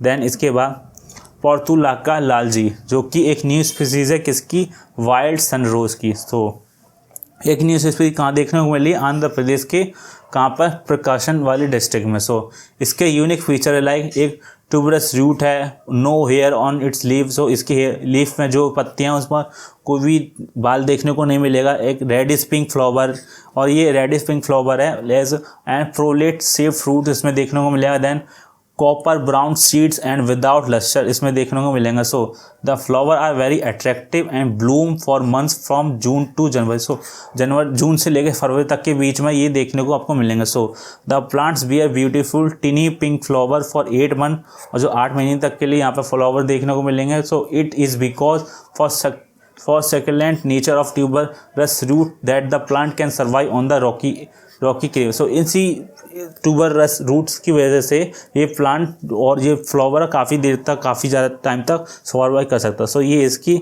एम है। सो ऐसे फ्लावर देखने को मिलेगा, तो इसको आप याद रखना। दैन अब है ईस्टर्न डेडिकेटेड फ्राइट कॉरिडोर। तो इससे रिलेटेड एक न्यूज़ है कि जो हमारे इंडिया के प्राइम मिनिस्टर हैं उन्होंने इस ईस्टर्न डेडिकेटेड फ्राइट कॉरिडोर का एक स्ट्रेच को, जो एक बीच का जो स्ट्रेच उसको इनॉग्रेट किया, इसमें जो कि खुर्जा सेक्शन से लेके देखा जाएगा भावपुर रीजन तक, इस स्ट्रेच को देखा जाएगा जो कि उत्तर प्रदेश में। सो ये जो 351 किलोमीटर लंबा स्ट्रेच है वो बिल्ड किया गया on the cost of 5,750 cost है इसको इतनी कॉस्ट के ऊपर इसको बिल्ड किया गया। सो और इट पासेस थ्रू, और ये कहाँ से, यूपी के अंदर से ये पासेस होगा। So this section will decongested the max extent, मतलब ये जो सेक्शन है वो काफ़ी डिकंजेस्टेड है। Like Kanpur Delhi main line इसके अंडर ही आती है। सो ये काफ़ी डिकंजेस्टेड वाला सेक्शन था। सो इसकी वजह से इंडियन रेलवे को और ज़्यादा हेल्प मिलेगी to run faster train. So train को और ज़्यादा फास्ट चलाने के लिए इंडियन रेलवे को और ज़्यादा इसको हेल्प मिलेगी। सो जो इसके अलावा जो एग्रो प्रोडक्ट्स हैं जो यूपी की will now reach at faster, जो एग्रो प्रोडक्ट हैं जो यूपी के वो इसकी वजह से और ज़्यादा ऑन टाइम पर पहुँचेंगी as a faster speed to other parts of the country में। So it will increase the export capacity, इसकी वजह से जो एक्सपोर्ट कैपेसिटी है इंडिया की और ज़्यादा इंक्रीज होगी। इसके अलावा स्टेट्स की भी which is a land locked country area है जो कि लैंड लॉक्ड हैं, उसके हिसाब से इनकी जो एक्सपोर्ट कैपेसिटी इंक्रीज होगी। सो इसके अलावा it does not have any port to send this item abroad, इसमें और ज़्यादा देखें जिनके पास में पोर्ट नहीं है अब्रॉड भेजने, तो इसकी वजह से जो एक्सपोर्ट कैपेसिटी और ज़्यादा इंक्रीज हो गई। देन इसके अलावा प्राइम मिनिस्टर ने इसके अलावा ईस्टर्न डेडिकेटेड फ्राइट कॉरिडोर का एक ऑपरेशनल कंट्रोल सेंटर है जो कि प्रयागराज में, उसको भी इनॉग्रेट किया गया। So this will act as a command centre. So ऐसे ये कमांड सेंटर की तरह इसको वर्क करेगा EDFC का, जिसको ईस्टर्न डेडिकेटेड फ्राइट कॉरिडोर बोला गया है। देन इसके बाद एक ईस्टर्न, ये इसमें इमेज है जिसमें ईस्टर्न और वेस्टर्न डेडिकेटेड फ्राइट कॉरिडोर। सो ये रेड वाला पार्ट ये ईस्टर्न डेडिकेटेड फ्राइट कॉरिडोर है, और ये ब्लू वाला पार्ट ये है वेस्टर्न डेडिकेटेड फ्राइट कॉरिडोर। तो इसमें ये है, सो ईस्टर्न साइड वाला ईस्टर्न डेडिकेटेड, वेस्टर्न साइड वाला वेस्टर्न डेडिकेटेड है। और जो ईस्टर्न वाला इसको वर्ल्ड बैंक फंड कर रहा है और वेस्टर्न वाले को जापान फंड कर रहा है। तो इस चीज़ ये डिफरेंस भी आप याद रखना। और ये दादरी, और जो वेस्टर्न वाला वो दादरी से लेके महाराष्ट्र तक है, जो कि दादरी जो कि यूपी में, और महाराष्ट्र, और जवाहरलाल नेहरू पोर्ट है जो कि महाराष्ट्र में, और ये लुधियाना जो कि पंजाब से लेके वेस्ट बंगाल तक है। तो ये पॉइंट भी अब याद रखना। देन इसके बाद 100th किसान रेल फ्लैग ऑफ रिसेंटली। सो 100वीं किसान रेल है उसको लॉन्च की गई है, इसको फ्लैग ऑफ किया गया है प्राइम मिनिस्टर के द्वारा। So which shall ply between Deolali to Danapur. So Deolali से दानापुर तक के बीच में ये ट्रेन चलेगी, and it is now been extended to the run between Sangola to Muzaffarpur. So उसको और ज़्यादा स्ट्रेट भी किया गया है संगोला से लेकर मुजफ्फरपुर तक। सो किसान रेल विद ट्रेन कैरीज, जो किसान रेल जो होती हैं वो वेजिटेबल्स और फ्रूट्स जिसमें ग्रेप्स, ऑरेंज, पोमाग्रेनेट होते हैं वो इनको कैरी करके ले जाती है। So the loading and the unloading of the perishable commodities will be permitted at all route. So जितने भी रूट्स उसमें आएंगे तो उसमें अनलोडिंग और जो लोडिंग की जो कैपेसिटी है, जो कमोडिटीज़ हैं उनको और परमिटेड किया गया है इन रूट्स पर। So there is no minimum और maximum size of consignment. So इसमें कोई भी मिनिमम और मैक्सिमम साइज़ की कोई भी लिमिट नहीं होगी इन कंसाइनमेंट की। सो the government has extended the subsidy, और जो सब्सिडी है जो 50% तक इन्होंने गवर्नमेंट ने वो एक्सटेंड कर देंगे इन ट्रांसपोर्टेशन के, फ्रूट्स और वेजिटेबल्स के ट्रांसपोर्टेशन के पर।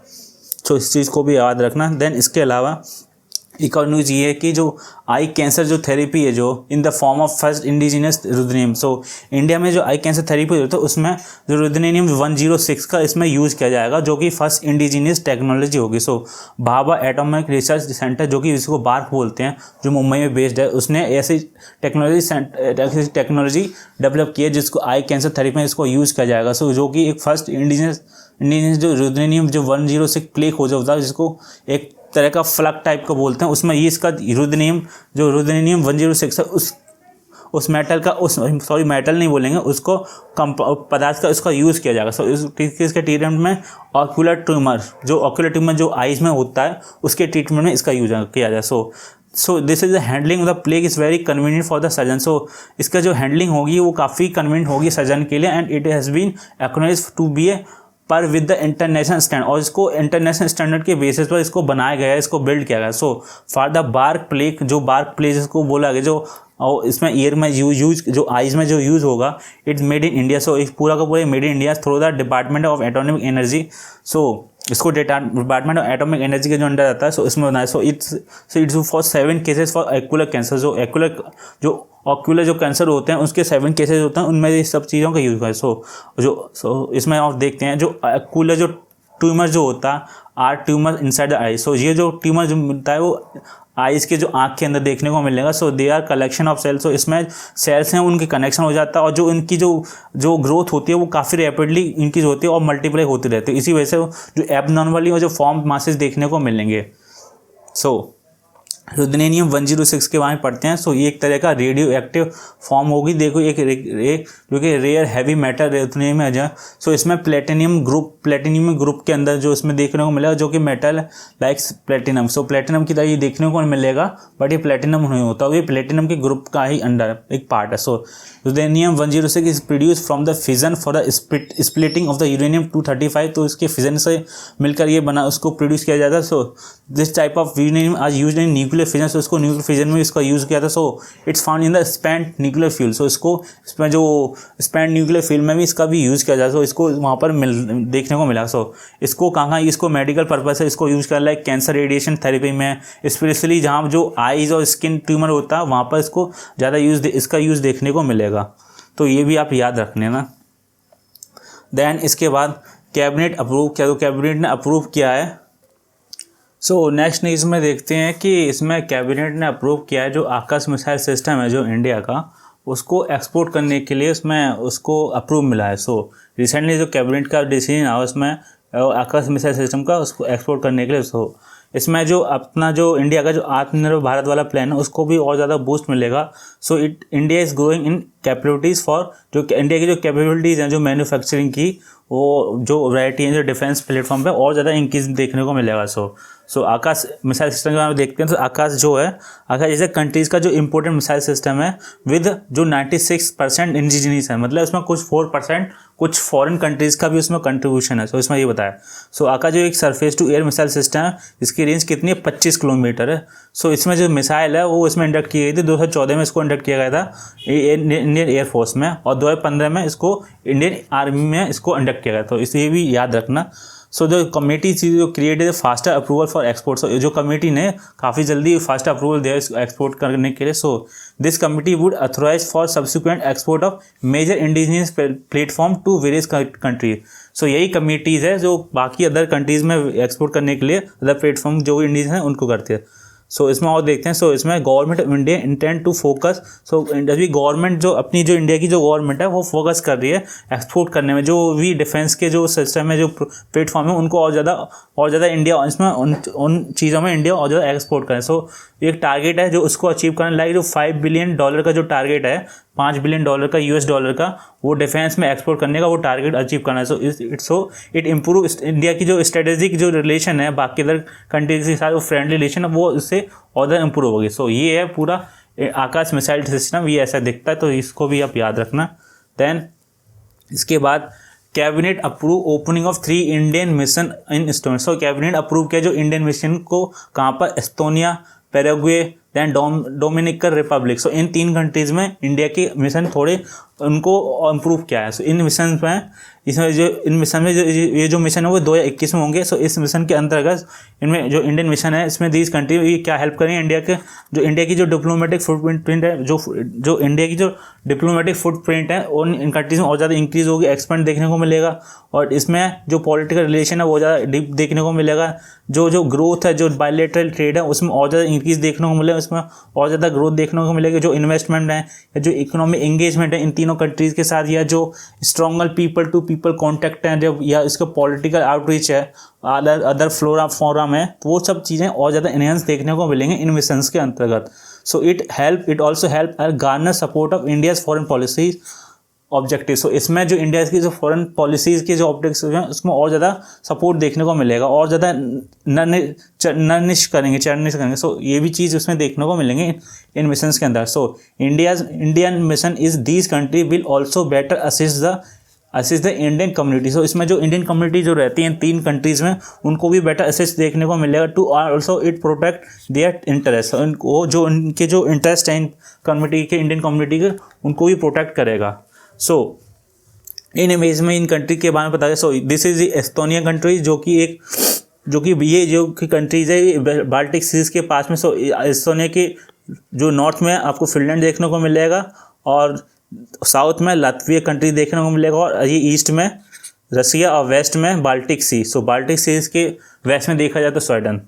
देन दिस इज पैराग्वे, जो कि साउथ अमेरिका कॉन्टिनेंट की कंट्रीज है. सो ये पैराग्वे जो कि एक landlocked country. So Paraguay landlocked country, ये भी देखा. और सो पैराग्वे के अलावा बोलीविया कंट्री जो दूसरी इसकी लैंडलॉक कंट्री है. सो साउथ अमेरिका कॉन्टिनेंट में 2 लैंडलॉक कंट्री है, पहली पैराग्वे, दूसरी बोलीविया. सो इसके आसपास में ब्राज़ील, उरुग्वे नहीं है. सो इससे ब्राज़ील है, और अर्जेंटीना और बोलीविया, से 3 कंट्री हैं जो इसकी लैंड बॉर्डर शेयर करता है. और ये एस्टोनिया, ये यूरोप का पार्ट है. सो इसको याद रखना, नॉर्थ यूरोप में ये आता है. देन इसके अलावा डोमिनिकन रिपब्लिक. सो डोमिनिकन रिपब्लिक यहाँ पे मिलेगा. यहाँ पे ये यूएसए के साउथ में देखने को मिलेगा, बहामस के आसपास में, ये अटलांटिक ओशन के आसपास में. सो यहाँ पर हैती, क्यूबा, जमैका, ये सब वेस्ट इंडीज़ के पार्ट हैं. तो इस सब को याद रखना. और यहाँ पर इनके साउथ में वेनेजुएला कंट्री, जो कि साउथ अमेरिकन कॉन्टिनेंट का पार्ट है. तो इस चीज़ को भी याद रखना. देन आप यूपीएससी लाइब्रेरी को सब्सक्राइब कर सकते हैं, और press the bell icon for the more update. So आप बेल आइकन को भी दबा सकते हैं, और यूपीएससी लाइब्रेरी को सब्सक्राइब भी कर सकते हैं. धन्यवाद.